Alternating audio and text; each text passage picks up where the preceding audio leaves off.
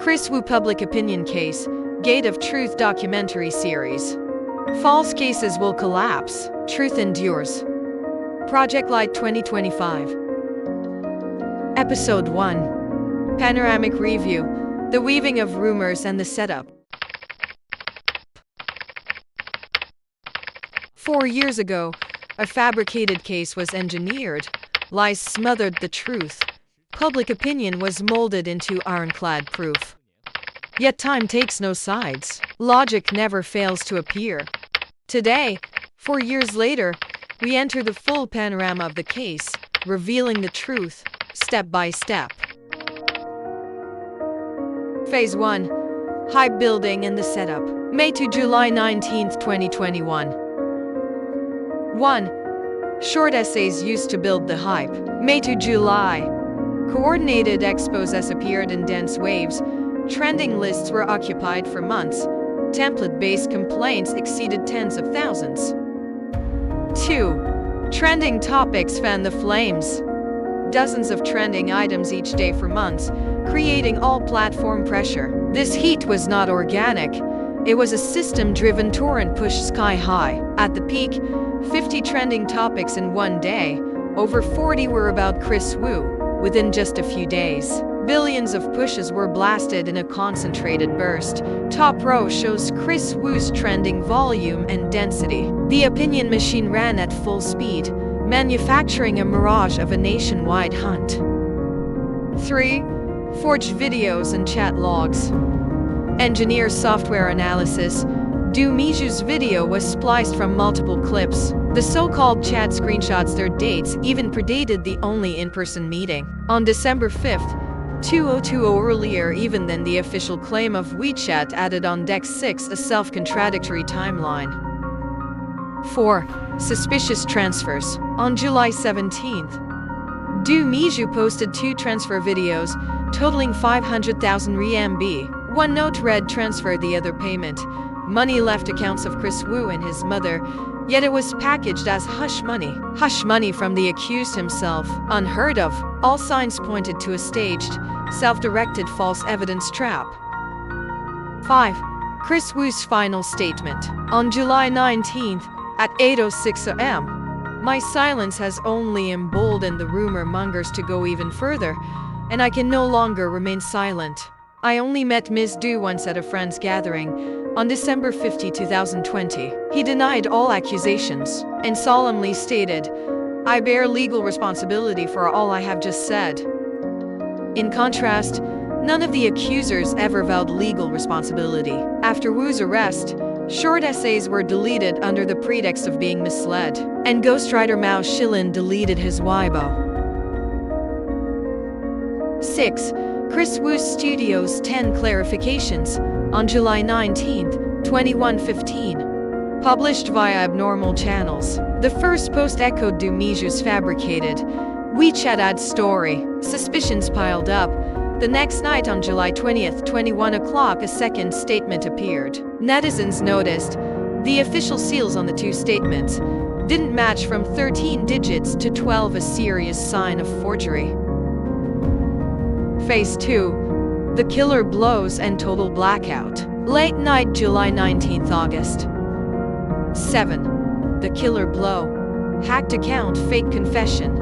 On July 19, at 23:36, a Shou Luo-style apology letter suddenly appeared on Wu's account and vanished within 2 minutes. Technically traceable, yet no clarification ever came. 8. All commercial endorsements cancelled in a day. On July 19th to 20th, all brands terminated in sync, aligning with the media narrative. 9. Police Night Bulletin. On July 22nd, at 20:00, confirmed the only meeting date.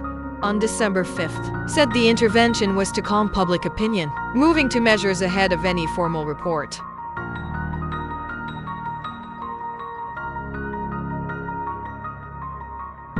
10. Total silencing and account bans. After July 19th, Kris Wu had no public updates. He completely lost channels to speak. August 1st, all major platform accounts were removed. Even accounts that spoke for him were banned. August 2nd, all works were taken down. Yet amid this system-level purge, one account alone was kept. The account of Kris Wu's other studio, 20X, was not deleted. 2 years of silence, no updates, no explanation. No one knows who actually controls it. The screen is still, no signal in the wind. Beneath that hush, an unfinished script waits in the dark. 11. Detention and arrest. On July 31st, at 22:30, and August 16, at 20:30. Pushed forward rapidly with no public evidence, no report, no victim. Marketing and private accounts posted news ahead of time.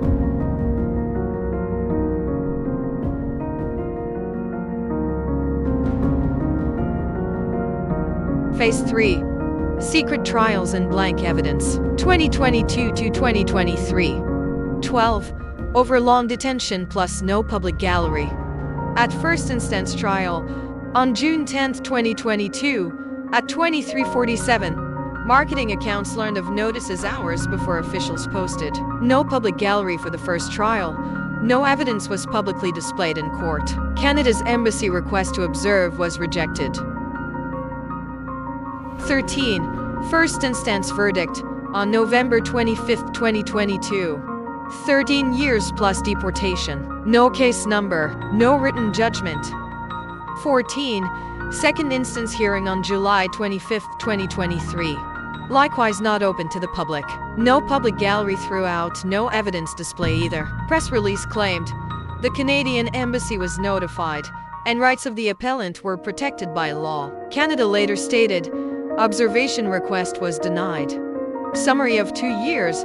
The so-called victims did not have to appear in court. Kris Wu's witnesses were not allowed to appear in court. Who do you think the real victim is? 15. Second instance verdict. On November 24, 2023, at 11:05 a.m. After 4 months of closed proceedings, 6 official media accounts posted identical releases within 1 minute. Announcing the result, the original verdict upheld. Not a single word altered. Unified templates, unified press copy, unified wording, only the charges, no legal documents, no basic case elements, no pseudonyms for any victims. Even the timing of the announcement was no coincidence. 6 official accounts posted at 11:05 and 11:06 in sync. 11:07, 11:08, follow-ups queued up, layer upon layer of reposts. The trending topic engine fully engaged. Feeds flooded, pushes fired in bursts. Global media simultaneously surged into trends. The opinion storm relaunched. This was not a verdict release, it was a choreographed Kris media broadcast. A nationwide press show, a signal flare to steer global opinion, a script for a unified narrative across the web. Within those 3 minutes, the tone was set. Not only that, prison term, 11 years 6 months, echoing Kris Wu's birthday, 11:06, press time, 11:05, combined term, 13 years, not coincidence but calculated, malicious numerology, a ritual of psychological assault and humiliation, an exponential media trial. So much effort poured into spectacle not to convey truth, but to annihilate a person. 16. Fake mother's confession, same day, 11:35 a.m. Just 30 minutes after the second instance releases, a so-called confession letter by Kris Wu's mother suddenly trended. No signature, no date, no explanation, merely an image formatted in Xiaomi Notes CV2, posted via Kris Wu's Legacy 20X official account under unknown control. This confession misdirected, sounding like a plea on the surface, but in fact piling on to smear Kris Wu. It hardly read like a mother's words. Within minutes it was pushed across the whole internet. Its style, tone, and timing all eerily synchronized with official cadence. Yet the real author of this confession was not the mother. On November 27, 3 days after the verdict release, a case collaborator, ghostwriter Mao Shilin, admitted on live stream that mother's confession, "I wrote it. With that one line, he essentially nailed down the entire scheme himself. 那发言当然是真的了，那发言是我写的，是他说我写的，那发言可能是假的吗？ Of course it's real. I wrote it. She said it. And I wrote it down. Could that statement be false? Ghostwriter's livestream exposes the truth of the fake mother's letter. Thus, we see the planners staged a carefully crafted, stand-in mother script, an impersonated confession show, executed by the case's ghostwriter and systemically distributed. The fake confession, while posing as grievance and revelation, was in fact a hidden stab with a mother's voice at its core, self-telling, self-admitting, using self-destructive phrasing and tabloid flourishes, further stigmatizing Kris Wu, and even confessing to a head count, conveniently completing the victims and numbers puzzle needed by the official narrative. This neatly typeset, framed, 700 character long post image was the very finishing blow scripted in advance by the ghostwriter. It was timed precisely for the appeal and second instance nodes, completing the loop of a fake evidence chain. At this point, why was the 20x account uniquely kept? The answer speaks for itself. Thus it is clear, in Kris Wu's case, there was no solid evidence. The vacuum had to be filled with short essays. That so-called mother's letter image survived less than an hour, then vanished. No original post, no trace left, not an ordinary deletion, but a more covert operation. Seed the poison through trends, then self-raise. Even reposts turned into grayed-out images, leaving only an unverifiable shell. As netizens said, burn after reading. Poof, gone. What kind of operation is that? Hit and run. The dissemination and the purpose has been achieved to avoid legal responsibility. After all, the content is false and it is a rumor. A rehearsal 3 days earlier, the same Xiaomi note style. Moreover, just 3 days before the verdict and the fake mother's letter, on November 20th, at 23:06, the collaborator or ghostwriter Mao Shilin had already posted a nearly identical Xiaomi Notes formatted leak using a Xiaomi Mix Fold 3, same playbook, divert and strike, make a show of contrition while spreading poison. An apology on the surface, venom underneath. The text bore signs of obscenity and psychological manipulation, wrapping expose, apology and revelation in vulgar prose, using titillation to draw traffic, filth to shape the narrative, its content echoed and covertly linked with the fake mother's letter. Not a coincidence, it precisely matches the ghostwriter's own air and mission. That letter was his work. A carefully coordinated layout.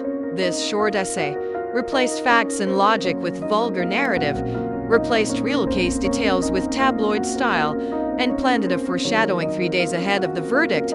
Together with the mother's letter, it formed a double layer of false proof and brainwashing.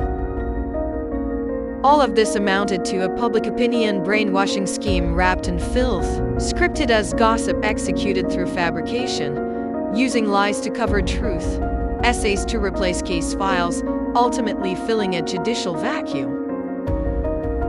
Behind the scenes, pushers and protectors. 17. 2 layers of livestream evidence.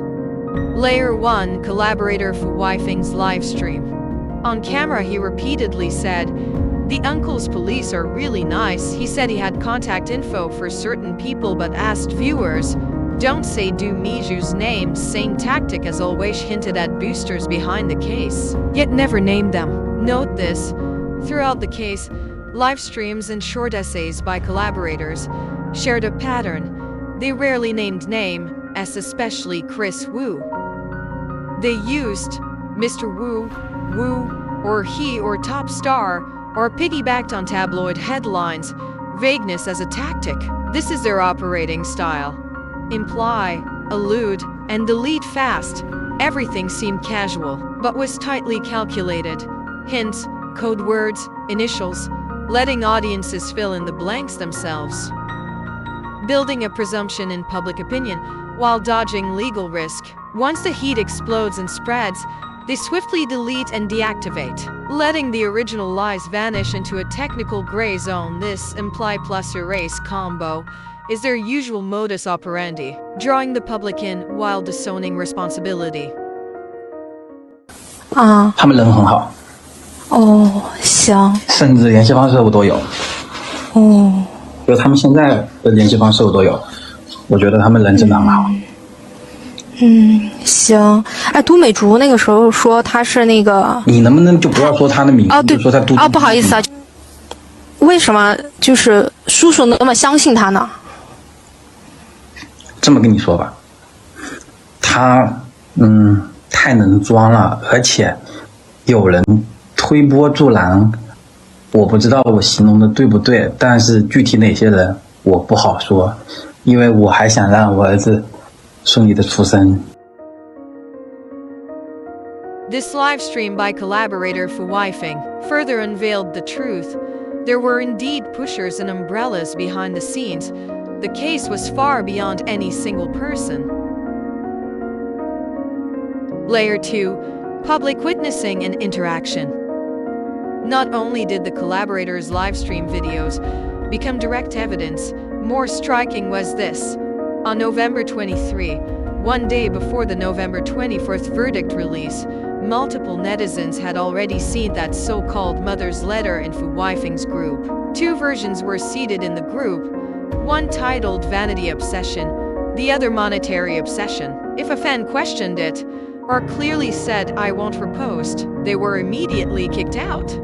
Some brainwashed fans under pressure and manipulation defected, becoming tools to spread the fabrications. Inside the group, collaborators push hard to drive reposts, while forging all kinds of lies. At the final act, they directly use the only official account left, 20x. On November 24th, the day of the verdict release at 11:35, they posted that fake mother's letter. This shows the operation was not a spontaneous grassroots spread, but a carefully planned opinion push. Live streams, group chats, account revival. 3 lines converged, pointing to one fact: the mother's letter wasn't accidental, it was a key link in systemic orchestration. Truth does not die, it is merely covered. The mother's letter was no accident. It was a key ring in a system-run operation. Now ask, why did they dare speak so brazenly on live streams, even openly admitting things? Clearly they knew. The facts had already been locked in. The world's opinion and stigma were nailed to the pillory of public consciousness. Thus shamelessness became their armor. They called filth honesty, wrapped conspiracy in candor, played darkness as reality, and called it human nature.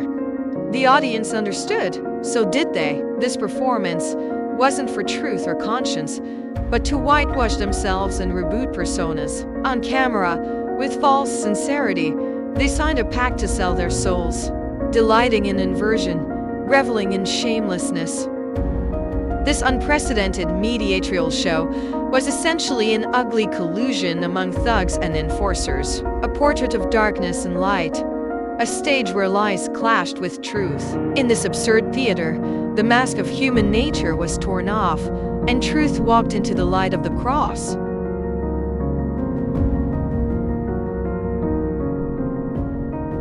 Across the board, from start to finish, there was never a single formal legal document with the national emblem, blue field, and white letters. Everything public was press images, both trials, no evidence, no written judgment, no case number, no case file, no victim reports, no open hearings, no firm criminal basis. Rumor posts were deleted after judicial intervention. Official info flickered in and out. The mother's confession was merely a Zhao Minodi's contrivance. Poison spread, then erased. Meanwhile, ghostwriter Mao Shilin admitted on live stream it was his work, while witness accounts and layered evidence pointed to orchestration. Thus, Kris Wu was never genuinely convicted by due process. More ironically, as the empty case idea spread, on July 18th this year, Du Mizhu abruptly posted a sped-up video, producing a supposed judgment. She only dared call herself a related victim, not the victim. That so-called 63-page judgment, never publicly released, no record online. It exists only in her self-description. They tirelessly promoted the press releases they had, but as for the judgment, they never dared show it. Protecting victim privacy was just a fig leaf, a clumsy self-deception. In short, the case against Kris Wu was essentially an empty case. In truth, a carefully constructed fraud. He was packaged as a criminal by press releases and the opinion machine, embedded into an unprecedented brainwashing project, a mass hypnosis with media as courtroom, a collapse of conscience on an epic scale, a system trap opinions as knives, lies as nets. This news trial deluge was a war waged by darkness against truth and justice. It was an empty case. Kris Wu wasn't truly convicted by due process, but cast as guilty by press and opinion. After the second instance release, voices still broke through the blockade. On November 27/30, a lawyer spoke on Weibo. A close look at his case reveals many problems. The Kris Wu case deserves serious analysis. No matter how much law you've learned, you can't judge while abandoning common sense, logic, and human feeling. On July 21st, 2022, renowned lawyer Li Jun wrote, "One by one, I can say with certainty, whenever lawyers are blocked from reading files, footage is withheld, no live stream trials, witnesses barred, lawyer visits restricted, hearings closed, public attendance prevented, coerced confessions and pleas. Behind these violations, there is filth and judicial corruption, even crime."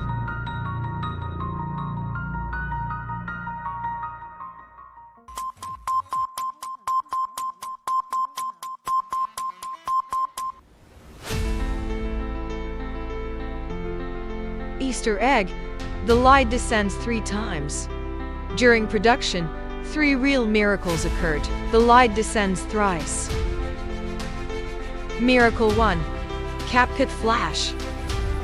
In CapCut, the sweep light text animation for Phase 1, Phase 2 changed itself into Flash. No refresh could restore it. The name stayed Sweep Light, but the effect permanently became Flash.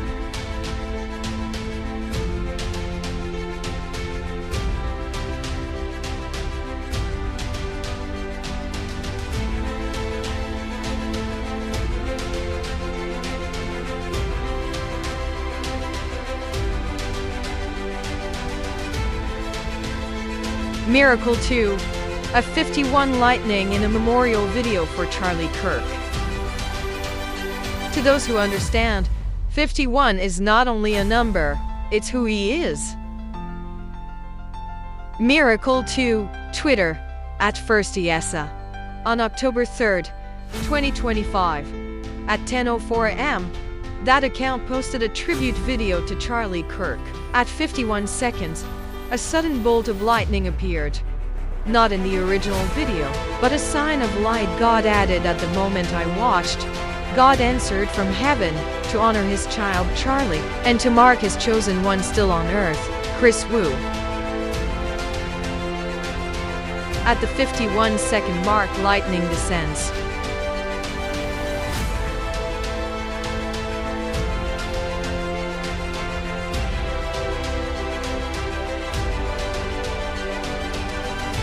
Truth will not perish.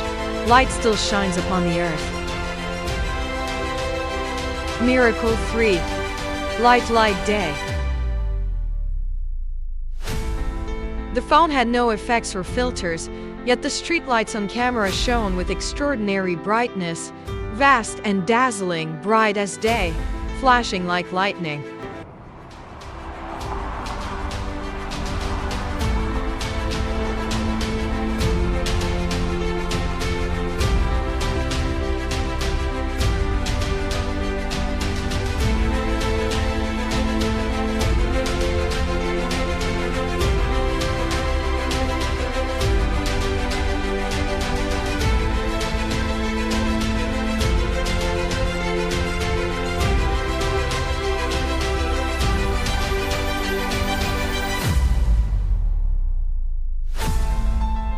The light shines in the darkness, and the darkness has not overcome it.